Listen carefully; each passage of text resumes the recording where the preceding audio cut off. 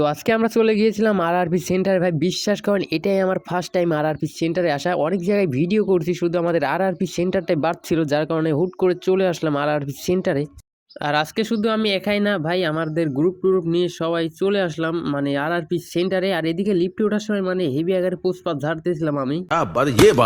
হ্যাঁ মানে এদিকে জীবনও মানে হেভি। তো যাই হোক ভাই, সামনে অনেক মেয়ে ছিল, যার কারণে একটু পোস্ট পাস নেওয়াই লাগলো। राजा जी अपनी शक्तियों का पूरा इस्तेमाल कर रहे हो। তো তারপরে আমরা এদিকে হাঁটাহাঁটি করতেছিলাম লিফটের থেকে নেমে। হ্যাঁ মানে দেখেন এদিকে জীবনও কিন্তু আমার সঙ্গে হাঁটতেছিল। ভাই বিশ্বাস করেন জীবন এদিকে যা পুষ্পাস মারতেছিল, আমি তো পুরাই অবাক। মানে বিশ্বাস করেন ভাই, জীবনের কথা না বললেই নয়। মানে দেখতেই পারতেছেন মানে হেভি আকারে ফাংফুং নিতেছিল। মানে বুঝতেই পারতেছেন ভাই, মানে সুটকে সাটকে ছেলে পেলে প্রথম যখন মেয়ে দেখে মানে কি অবস্থা হয়। দেন আমরা তারপরে আবারও লিফটে উঠে পড়ি মানে রুফটপ রেস্টুরেন্টে যাওয়ার জন্য। আর আমি খুবই দুঃখিত ভাই, ফার্স্টে একটা কথা বলি, মানে এই ভিডিওটা আমি অনেকদিন আগেই ছাড়তে চাইছিলাম, কিন্তু একটু দেরি হয়ে গেছে, যার কারণে খুবই দুঃখিত। তারপরে আমরা চলে আসি ক্লিন শেপ করার জন্য। মানে জীবন নাকি ক্লিন শেপ করবে, কালকে নাকি তার বিয়ে। अच्छा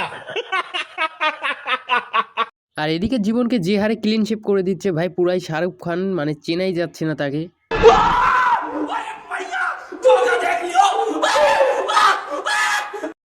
আর যারা যারা বাস খাইতে চান ক্লিন শেপ করে, তারা চলে আসবেন ঈশ্বরদী আরআরপি সেন্টারে।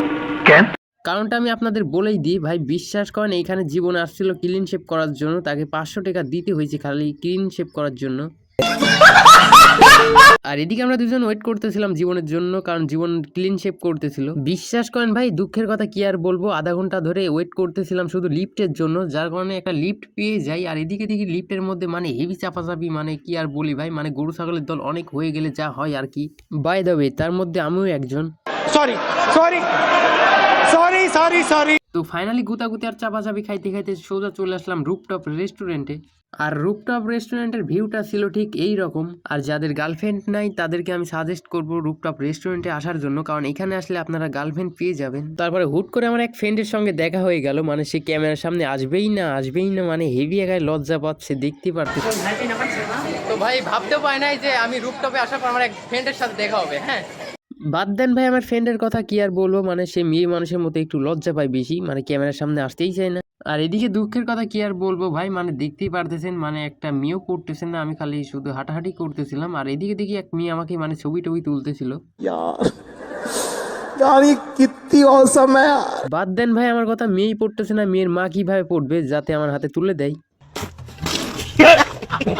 আর এদিকে জীবনের কথা কি আর বলি, তার গার্লফ্রেন্ড নিয়ে মানে হেভি ব্যস্ত হয়ে গেছে। তারপর সোজা চলে আসি ঈশ্বরদী কাচ্চি ডাইনে। ভাই বিশ্বাস করেন এখানে আসছিলাম মূলত গ্রিল খাওয়ার জন্য। আর আমি কিন্তু খাওয়া দাওয়ায় অনেক দুর্বল। আর এদিকে দেখি মানে জীবন হেভি দেওয়া দাপতেছে, আপনারা দেখতেই পারতেছেন, মানে একবারে খাই এসে। তো যাই হোক ভাই, আজকের ভিডিওটা আমি নিয়ে পর্যন্ত ছিল। ভালো লাগলে লাইক কমেন্ট শেয়ার করবেন। দেখা হচ্ছে কোনো এক নতুন ভিডিওতে। সে পর্যন্ত সবাই ভালো থাকবেন, সুস্থ থাকবেন, যে খেয়াল রাখবেন। আল্লাহ হাফেজ।